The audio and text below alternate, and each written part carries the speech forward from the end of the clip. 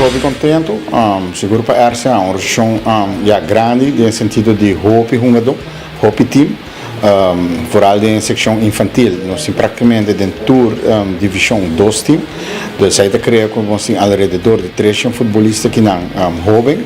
e material sempre está tekort, no sentido que o golan tá quebra, bala tá quebra, tá gasta, dus tudo ajuda com nós porraia, tá mais com o bom mini e nós que agradecemos também a AVB que está fazendo esforço para nós chegar no material.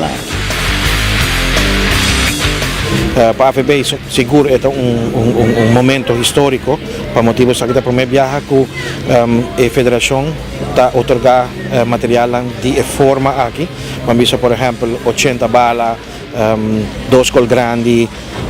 250 hashes, que é diferente material que nós por meio de CONCACAF nós está brinda a organização que vem para a AVB sabe seguro no momento vamos estar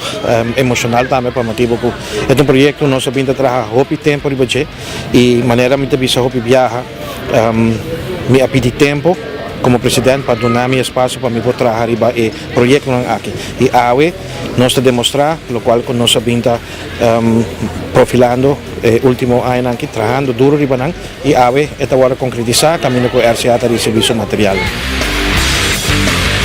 Well, para nós, sabe um regalo, mas em dezembro, nós estamos mais contentes também com o qual nós recebi a noite. É orgulho, eigenlijk, para o povo de Madiki, para o tanto dicho regalo assim de AVB. Ele vai agora bonza, nós temos diferentes divisões, temos de 5, temos de 20 anos, ele vai agora hobby bonza e nós estamos contentes, de verdade, hobby contente para. Estamos sumamente contentes com a AVB para coisa aqui. Naturalmente, essa aqui ajuda para esse nível de futebol aqui na Aruba. Basicamente, para pôr performance optimal para ter de material. E nós estamos sumamente contentes com o presidente da AVB, Richard Dijk, que está presente, e também com o competition manager, Harvey Clement, com o full board staff da AVB, que está possível para o bem-estar do deporte aqui na Aruba.